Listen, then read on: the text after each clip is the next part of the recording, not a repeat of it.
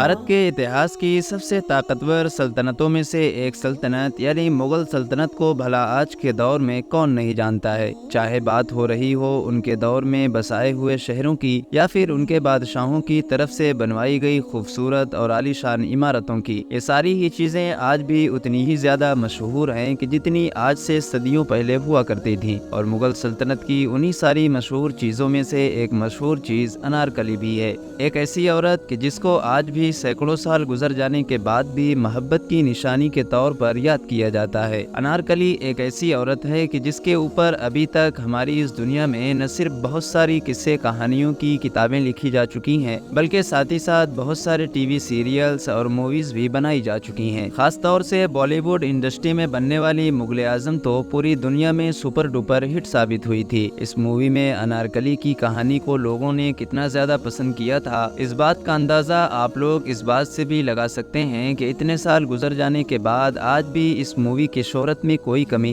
नहीं आई है और आज भी बेशुमार लोगों की तरफ से इस मूवी को बड़े शौक के साथ देखा जाता है। अर्शुन प्रोडक्शन के नॉलेजेबल फ्रेंड्स, अगर आप लोग अनारकली से रिलेटेड किसी किताब को पढ़ेंगे या फिर किसी मूवी को देखेंगे तो थोड़ी बहुत चेंजिंग के साथ हर चीज़ में अनारकली की कहानी को एक ही चीज़ दिखाया जाता है और वो कहानी ये होती है कि मुगल सल्तनत के मशहूर बादशाह यानी जहांगीर के, जिसको शहजादा सलीम के नाम से भी जाना जाता है, उसको अनारकली से मोहब्बत हो गई थी। मगर बादशाह अकबर के जो रिश्ते में शहजादा सलीम का बाप भी हुआ करता था, उसको ये मोहब्बत बिल्कुल पसंद नहीं थी। इसीलिए उसने शहजादा सलीम को अनारकली से दूर रहने का हुक्म दिया और जब शहजादा सलीम नहीं माना तो अकबर ने एक दिन हसीनो जमील अनारकली को जिंदा दीवार में चुनवाने का ऑर्डर दे दिया और इस तरह से अकबर के सिर्फ एक हुक्म पर अनारकली नाम की इस खूबसूरत लड़की को जिंदा एक दीवार में चुनवा दिया गया था। और बस तभी से अनारकली और शहजादा सलीम की ये मोहब्बत हमारी इस दुनिया में हमेशा हमेशा के लिए मशहूर हो गई थी। फिलहाल दोस्तों, ये तो अनारकली की वो कहानी है कि जो हमको किताबों या फिर मूवीज़ में दिखाई जाती है, लेकिन आज की इस वीडियो में हम अनारकली की इस कहानी को ऐतिहासिक तौर पर जांचने की कोशिश करेंगे और आपको बताएंगे कि क्या सच में मुगलों के इतिहास में अनारकली नाम की कोई ऐसी औरत हुआ भी करती थी या फिर ये सिर्फ और सिर्फ एक झूठ है, और अगर हुआ भी करती थी तो क्या सच में इस अनारकली की बिल्कुल यही कहानी थी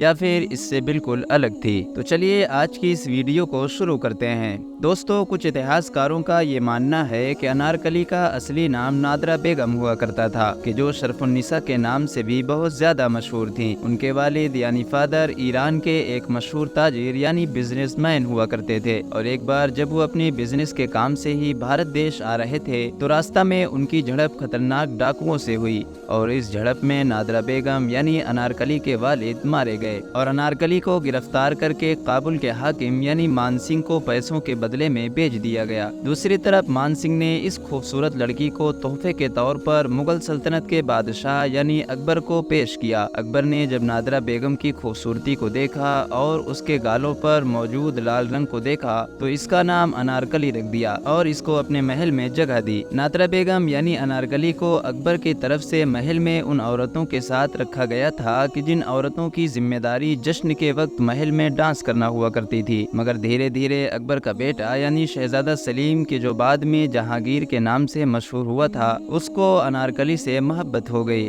और अकबर के एक करीबी वजीर यानी अबुल फजल के जरिए से जहांगीर और अनारकली की मोहब्बत की खबर अकबर तक भी पहुंच गई थी। अकबर को ये गवारा नहीं था कि उसका बेटा जहांगीर एक ऐसी औरत से मोहब्बत करे जो न सिर्फ स्टेटस में उनसे नीची हो बल्कि महल में डांस करने वाली हो। इसीलिए अकबर को जब इस बात का यकीन हो गया कि अबुल फजल की बात बिल्कुल सच है तो उसने सबसे पहले अपने बेटे जहांगीर यानी शहजादा सलीम को एक शाही काम से महल से बहुत दूर भेज दिया और उसके बाद अनारकली को जिंदा दीवार में चुनवाने का हुक्म दे दिया। ऐतिहासिक किताबों में अनारकली का सबसे पहले जिक्र विलियम नाम के एक ऐसे राइटर ने किया था कि जो 1611 में अपने बिजनेस के काम से लाहौर आया था। लाहौर में जब उसकी नजर एक मकबरे पर पड़ी तो उसने نے لوگوں سے پوچھا کہ یہ کس کا مقبرہ ہے۔ جواب میں لوگوں نے بتایا کہ یہ نادرہ بیگم نام کی ایک ایسی عورت کا مقبرہ ہے کہ جس کو اکبر کے حکم سے زندہ دیوار میں چنوا دیا گیا تھا۔ اتنا ہی نہیں دوستو، آج بھی پاکستان کے شہر لاہور میں نہ صرف انارکلی کے نام سے ایک مشہور اور بڑی مارکیٹ موجود ہے، بلکہ ایک ایسا مقبرہ بھی موجود ہے کہ جس کے بارے میں پاکستان کے لوگوں کا یہ ماننا ہے کہ یہ اسی انارکلی کی قبر ہے کہ جس کی کہانیوں کو ہمیں ابھی تک کتابوں یا پھر فلموں میں دکھایا جاتا رہا ہے، یعنی وہی انارکلی کہ جس کو اکبر کے آرڈر پر دیوار میں زندہ چنوا دیا گیا تھا۔ مگر دوستو، یہ اتہاس کا صرف ایک پہلو ہے۔ اگر بات کریں دوسرے پہلو کی تو مولوی نور احمد چشتی نے اپنی کتاب تحقیقات چشتی میں صاف طور پر لکھا ہے کہ شہزادہ سلیم اور انارکلی کی کہانی پوری طرح سے جھوٹ ہے، یہ لوگوں نے اپنی طرف سے بنا رکھی ہے، ورنہ تو اکبر بادشاہ نے نہ صرف نادرہ بیگم کو اس کی خوبصورتی کی وجہ سے انارکلی کا نام دیا تھا، بلکہ اس کو اپنی بیگم بھی بنایا تھا، اور بعد میں اپنی خوبصورتی کی وجہ سے ہی یہ اکبر کی دوسری بیویوں کے حسد کا شکار ہو گئی تھی، اور اسی حسد کی وجہ سے ہی آگے چل کر یہ ایک بیماری میں مبتلا ہو گئی تھی جس نے اس کی جان لے لی تھی۔ ایک روایت یہ بھی ہے کہ جب اکبر دکن کے دورے پر گیا ہوا تھا تبھی کسی بڑی بیماری کی وجہ سے نادرہ بیگم کی موت ہو گئی تھی۔ اس کے علاوہ ایک حیرانی کی بات یہ بھی ہے کہ مغل سلطنت کے بھی سارے ہسٹوریکل ریکارڈ انارکلی کے بارے میں پوری طرح سے خاموش ہیں، ورنہ اگر سچ میں انارکلی تھی تو کہیں نہ کہیں مغل سلطنت کے کسی ہسٹوریکل ریکارڈ میں اس کا نام ضرور ملنا چاہیے تھا۔ یہاں تک کہ جہانگیر کی خود کی لکھی ہوئی ہسٹری کہ جس کو تسکے جہانگیری کے نام سے جانا جاتا ہے، اس کتاب میں بھی انارکلی کا کہیں پر کوئی بھی ذکر نہیں ملتا ہے، ورنہ اگر آپ لوگ اس کتاب کو پڑھیں گے تو آپ کو یہ محسوس ہوگا کہ اس کتاب میں جہانگیر نے اپنی زندگی کے ہر چھوٹے سے چھوٹے اور بڑے سے بڑے پل کو نوٹ کیا ہے، تو بھلا جہانگیر اپنی سب سے زیادہ محبوب چیز یعنی انارکلی کو کیسے بھول سکتا تھا۔ اب اگر بات کریں لاہور میں موجود اس مقبرے کے بارے میں کہ جس کے بارے میں لوگوں کو یہ یقین ہے کہ شاید یہ انارکلی کا مقبرہ ہے، تو آپ کو بتاتے چلیں کہ زیادہ تر ایکسپرٹس مانتے ہیں کہ یہ مقبرہ انارکلی کا نہیں بلکہ جہانگیر بادشاہ کی ہی ایک ملکہ کہ جس کا نام صاحب جمال تھا اس کا مقبرہ ہے۔ اب کیونکہ شروع میں اس مقبرے کے چاروں طرف انار کا باغ ہوا کرتا تھا،